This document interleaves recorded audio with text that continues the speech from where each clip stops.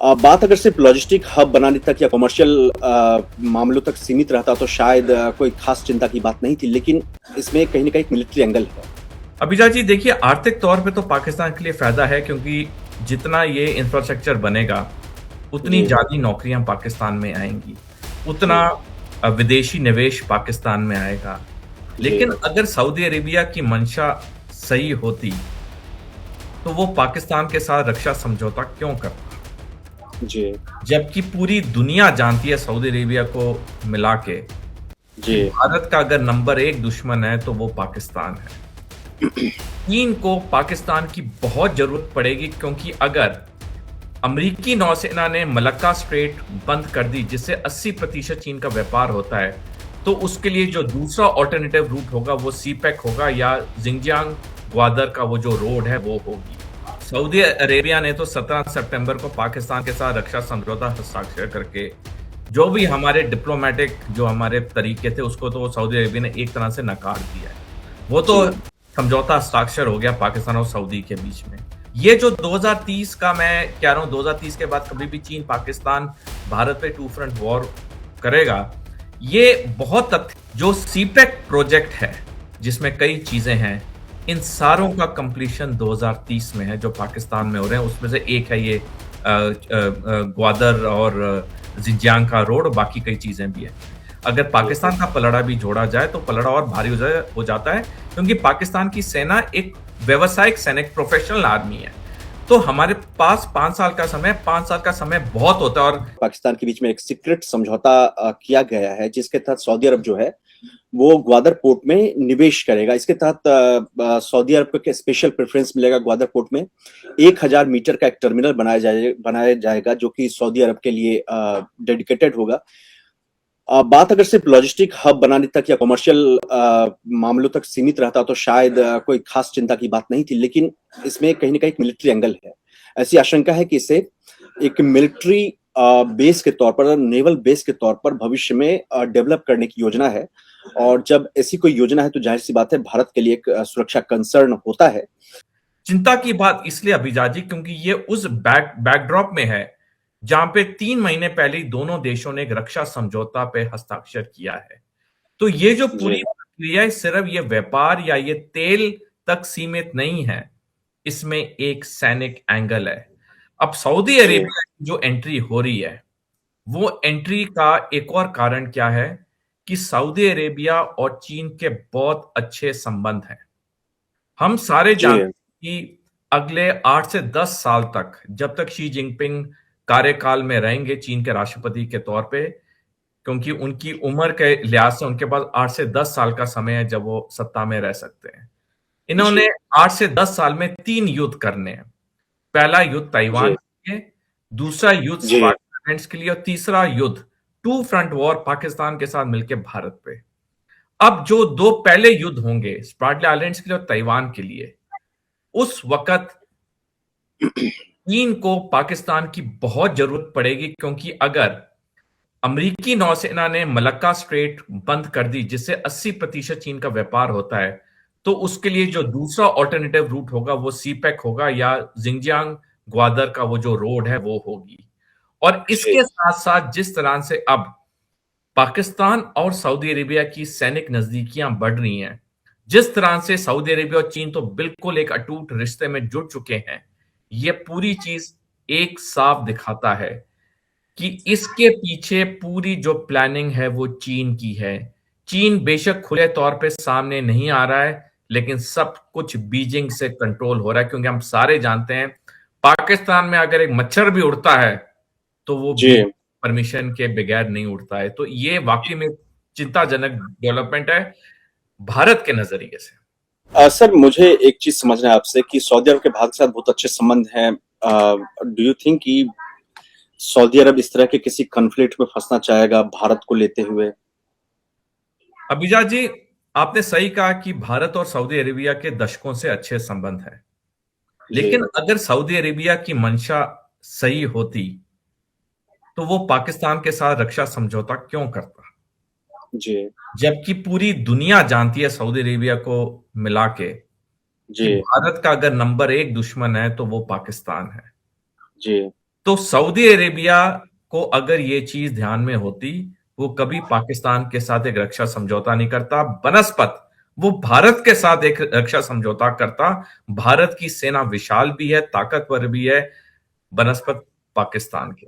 लेकिन जो ये रक्षा सौदा हुआ है, जैसे मैंने कहा, इसके जी पीछे जो पूरी तार है वो चीन हिला रहा है, क्योंकि आज की तारीख में जितने अरब मुल्क हैं, जितने मुस्लिम देश हैं, वो पूरी तरह से चीन के गिरफ्त में हैं। क्योंकि मैं ये चीज दर्शकों को बताना चाहूंगा, अब जितने ये अरब देश हैं या मुस्लिम देश हैं, जी इनको लगने लगा है कि अमेरिका ने आज तक उनका फायदा उठाया उन्हें बांट के, लेकिन जी चीन उन्हें बांट नहीं रहा, उनको एकत्रित रख रहा है। और हमने देखा कैसे 2 साल पहले चीन ने सऊदी अरेबिया और ईरान की 6 साल की दुश्मनी खत्म करे, दोनों के बीच में कूटनीतिक संबंध बिल्कुल दोबारा शुरू करा दिए। तो आज की तारीख में चाहे सऊदी अरेबिया हो, चाहे ईरान हो, चाहे कोई और दूसरा अरब या मुस्लिम देश हो, वो पूरी तरह से वही करेंगे जो चीन चाहेगा।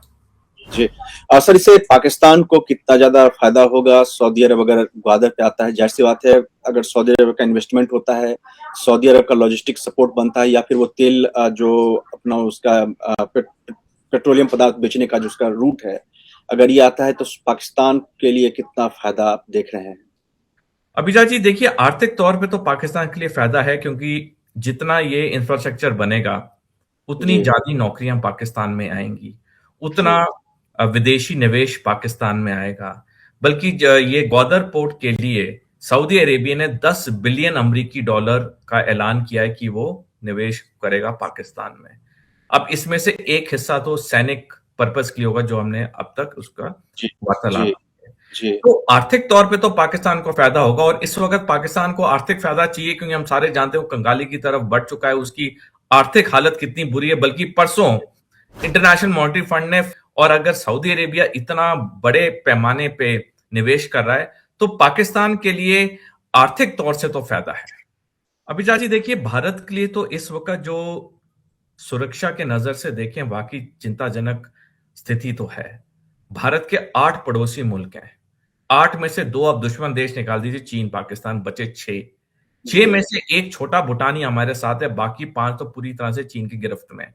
चाहे श्रीलंका हो, चाहे म्यांमार हो, चाहे बांग्लादेश हो, चाहे नेपाल हो, चाहे मालदीव्स हो, ये तो सारे चीन के गिरफ्त में है। बिल्कुल सर। अब भूटान का भी चीन के साथ आज की तारीख में तो कूटनीतिक रिश्ता नहीं है, लेकिन उनकी बातें खत्म हो चुकी है। कभी भी ऐलान हो सकता है, दोनों देशों के बीच में कूटनीतिक रिश्ता स्थापित हो जाएगा। और एक बार ये हुआ तो चीनी निवेश बहुत बड़े पैमाने में भूटान में भी आना शुरू होगा।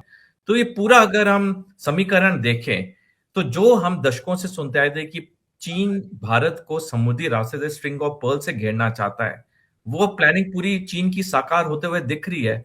तो हमारे लिए तो एक चिंताजनक विषय, बल्कि आज ही मैंने एक लेख लिखा है और जो छपा है, क्योंकि अमेरिका कोई मदद नहीं करेगा, रूस तो वही करेगा जो चीन कहेगा। तो आज 3 में से 2 महाशक्तियां तो हमारे साथ नहीं है, और चीन का तो हमें पता है क्या उसका तेवर है हमारी तरफ।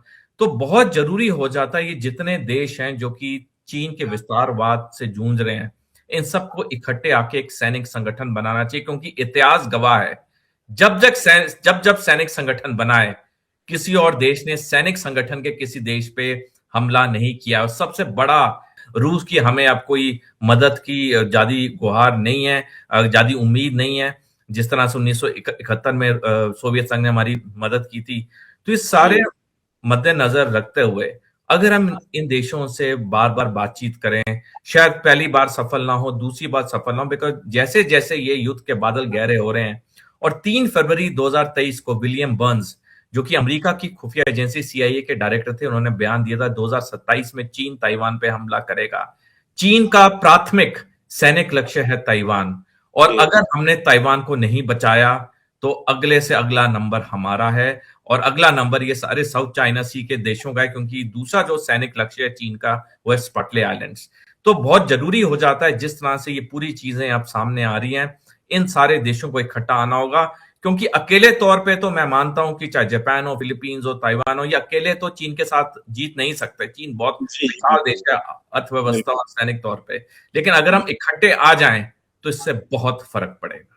सऊदी अरेबिया ने तो 17 सितंबर को पाकिस्तान के साथ रक्षा समझौता हस्ताक्षर करके जो भी हमारे डिप्लोमेटिक जो हमारे तरीके थे उसको तो सऊदी अरेबिया ने एक तरह से नकार दिया है। वो तो जी समझौता हस्ताक्षर हो गया पाकिस्तान और सऊदी के बीच में। तो ये जो चीजें ये साफ तौर पे दिख रही हैं कि इस चीज के सैनिक लक्ष्य और जिस चीज के सैनिक लक्ष्य हो उसका एक ही जवाब होता है, अपने आप को सैनिक तौर पे तैयार करना। जी अनऑफिशियल संगठन बन चुका है रूस, चीन और अमेरिका के बीच, जहां पे ये तीनों महाशक्तियां एक दूसरे के बीच में हस्तक्षेप नहीं करेंगी। मैंने 31 अगस्त को लेख लिखा था अभिजा जी, और 4 दिसंबर को इस साल कुछ दिन पहले जब अमेरिका की नेशनल सिक्योरिटी स्ट्रेटेजी 2025 सार्वजनिक हुई है, उसमें वही चीजें लिखी हैं जो जो मैंने कहा था 5 महीने पहले। ये जो 2030 का मैं कह रहा हूं, 2030 के बाद कभी भी चीन पाकिस्तान भारत पे टू फ्रंट वॉर करेगा, ये बहुत तथ्य हैं। और मैं दर्शकों को 3 बड़े बिंदु बताना चाहूंगा क्यों मैं ये 2030 का मैं एक टाइमलाइन बार बार कई शो में बात करता हूं। जी 2030 में 4 बड़ी चीजें होनी है। पहला, आज जब हम बात करें तो चीन के 6 नौसैनिक डॉकयार्ड्स में 2 एयरक्राफ्ट कैरियर, 15 परमाणु पनडुब्बियां, 200 युद्धपोत का निर्माण दिन रात चल रहा है और ये 2030 तक कंप्लीट होने। दूसरा बिंदु, चीन ने इसी साल 19 जुलाई को मेडॉक डैम का निर्माण शुरू किया जो कि अरुणाचल बॉर्डर से महज 30 किलोमीटर की दूरी पे है, और जी इस डैम का जो कंप्लीशन है वो 2030 में है। इसी साल 19 अगस्त को चीन ने जिंजियान तिब्बत रेलवे लाइन का निर्माण शुरू किया जिसकी कंप्लीशन 2030 है। और चौथा बिंदु, जो सीपेक प्रोजेक्ट है जिसमें कई चीजें हैं, इन सारों का कंप्लीशन 2030 में है जो पाकिस्तान में हो रहे हैं। उसमें से एक है ये ग्वादर और जिंजियांग का रोड, बाकी कई चीजें भी है।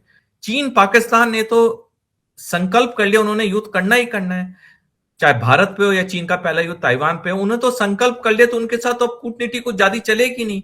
2 ही चीजें चलेगी, हमारी अर्थशक्ति, हमारी सैनिक शक्ति।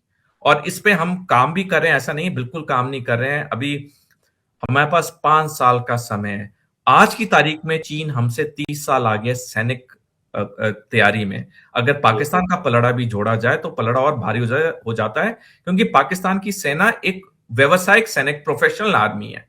तो हमारे पास 5 साल का समय, 5 साल का समय बहुत होता है। और 88 घंटे के युद्ध में, ऑपरेशन सिंदूर में, भारत का एयर डिफेंस सिस्टम इतना सक्षम और सार्थक रहा कि एक भी मिसाइल हमारे किसी भी इंफ्रास्ट्रक्चर को हिट नहीं कर पाई। बल्कि 9 मई रात को मध्य रात्रि जब पाकिस्तान ने एक मिसाइल दागी दिल्ली के ऊपर, हमने उसे हिसार के ऊपर गिरा दिया नीचे। यानी कहने का मतलब है कि हमारे यहां भी तैयारियां बहुत हैं, और इसका एक ट्रेलर हमने ऑपरेशन सिंदूर में देखा। लेकिन ऑपरेशन सिंदूर सिर्फ पाकिस्तान के साथ युद्ध था। जो मैं 2030 की बात करूं, वो टू फ्रंट वॉर होगी। जिस तरह से बांग्लादेश हमारे खिलाफ हो रहा है, हमें 3 फ्रंट के लिए तैयार होना पड़ेगा। और जो हाफ फ्रंट की हम बार बार बात करते हैं वो तो है ही है। तो भारत को 3.5 फ्रंट के लिए तैयार होना का, चाहे बांग्लादेश सैनिक तौर पे हिस्सा ले ना ले, चाहे सऊदी अरेबिया ग्वादर को सैनिक तौर पे भारत के खिलाफ इस्तेमाल करे ना करे, लेकिन हमें प्लानिंग तो करनी होगी कि सऊदी अरेबिया और पाकिस्तान का एक रक्षा सौदा है। हमें ये प्लानिंग तो करनी होगी कि बांग्लादेश से भी कुछ मोर्चे खोले जा सकते हैं, बेशक खोले ना जाएं।